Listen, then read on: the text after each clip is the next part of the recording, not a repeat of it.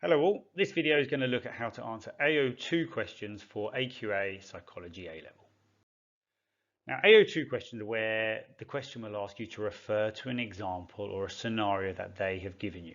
And what you've got to be able to do in this question is not only demonstrate your knowledge, but also demonstrate your ability to link your knowledge to a scenario given. So what we're going to do is we're going to look at a few different exam techniques you might want to use. We'll look at a few past pupil answers. And then you can decide which techniques you like best when answering these particular questions. Now the first thing is, for any AO2 question 4 marks and above, what will happen is you'll be graded on this level descriptor. Now I've got a level descriptor here from the biopsychology part of the course, but the main principles behind the level descriptor will stay the same no matter what type of AO2 question it is. So firstly, your knowledge has to be clear and accurate, so you're going to get judged on that. You've got to apply the material appropriately. Your answer has to be generally coherent, so it has to make sense, it's got to flow. And also you've got to use effective terminology. So they're the 4 things that you've got to make sure you're doing in sort of any AO2 question, 4 marks and above. Now the first tip I'm going to give you here is using a 2-sentence technique. Now this is only one way of answering AO2 questions, but it does work really well if you trying to understand how you're going to get the marks for each question. So if we look here, we've got outline the role of the central and autonomic nervous system in behaviour. Refer to all as frightening experience in your answer. So it's 4 marks. So straight away we know from that first sentence in the question that we're getting 2 marks of AO1. We've also got to refer back to Aula. So a nice way to do this, you can see here, we've got the central nervous system and the autonomic nervous system nicely divided up into paragraphs. But the red part here is our knowledge. So here we've got the brain. It controls thoughts, psychological processes, higher mental functions. And then the blue part is the application. So this is seen when Aula had to make decisions. In quotes, decided to run. Now with AO2 questions, using quotes is really useful. It's always on the mark scheme. It's an easy way to start linking your answer to the scenario that they've given you. So I would really recommend pulling out direct quotes from the scenario and putting it into your answer. But you can see this 2-sentence technique. We've got our AO1, we've got our AO2. Then we've got our AO1, then we've got our AO2. It's a nice way to be able to access all 4 marks on the mark scheme. Here we've got outline the 2-process model of phobias. Refer to Max's phobia of the sea in your answer. So we've been given this scenario and you can see each part of this answer, we've got AO1, then AO2, then knowledge, then our application, then our knowledge, then our application. So again, if you're looking at trying to access all those marks on the mark scheme, then following this 2-sentence technique of showing AO1 and then following it with AO2 is a really nice way of being able to get the marks that are available. I'm not going to go through this answer step by step. If you want to pause the screen, go through it yourself to have a look at how they've got AO1 and then how they've linked in the scenario to that specific point, then please do so. But it's just a nice little technique to help you with your AO2 answers. Now, if we look at this question here, we've got a scenario in the box and it asks us to suggest how the behavioural approach might be used to explain Kirsty's phobia of balloons. Now, we know it's a 4-mark question, so we're looking to try and include 4 different points in our answer. And what you could do is you could start each new point on a new sentence. So this is a different type of layout now. So if we look at this student's answer, you can see as a student, as you're answering this, you've clearly made 4 different points. Each one's got AO2 linked in there.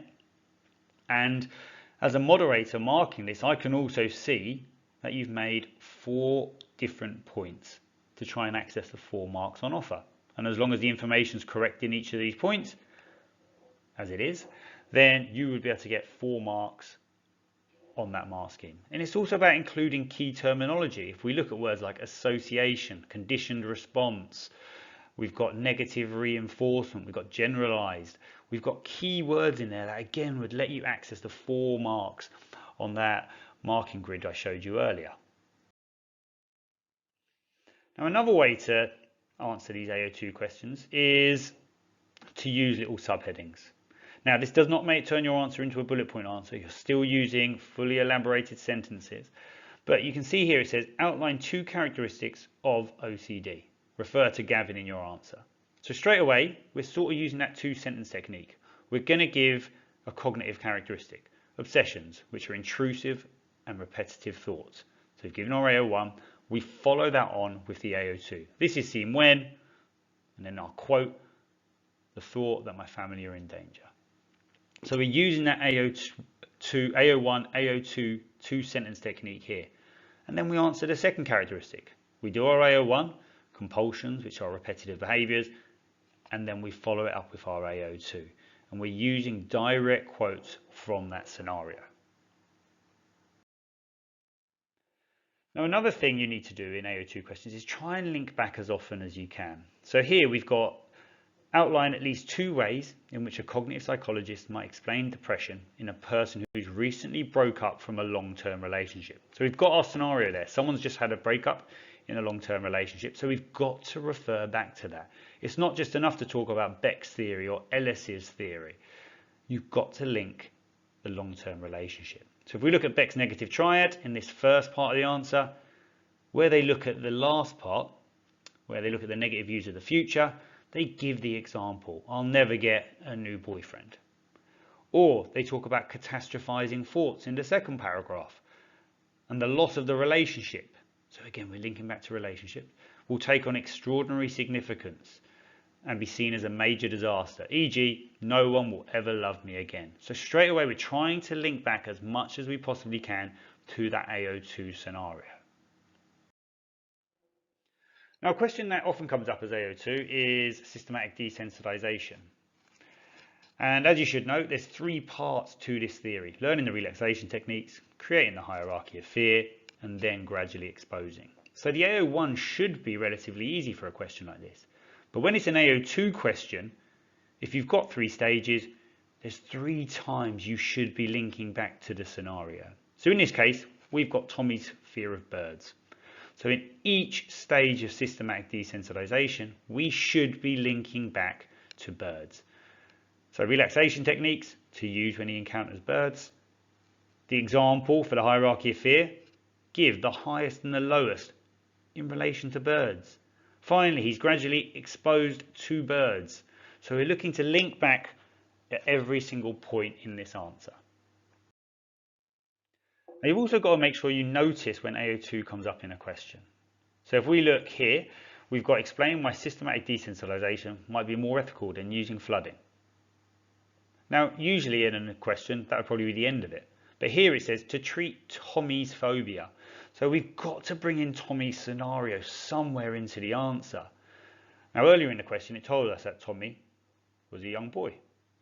So therefore, we would bring that scenario, the fact he was young and it may be traumatic for someone who's young, into our answer. So start to notice when a question is asking you for these AO2 parts to be brought into your answer. And last thing, just remember on those longer AO2 questions, anything 4 marks and above, you will be judged on those 4 parts. So making sure your knowledge is clear and accurate. Making sure you're applying the material appropriately. So pulling out those correct quotes. Is your answer coherent? Does it make sense? Is it flowing correctly? And are you using effective terminology throughout the answer? Do those 4 things and you'll definitely be a level 2 answer. So I hope you enjoyed that, and I'll be bringing a how to answer AO3 questions video very shortly.